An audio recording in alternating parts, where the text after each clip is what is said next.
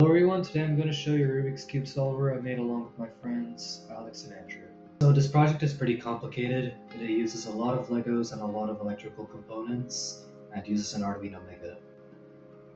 We have used 6 stepper motors, one for each center of the Rubik's Cube, and we've also got a stopwatch to time the solve and a pause button in case something goes wrong. So here's the scramble used for the solve. Feel free to follow along.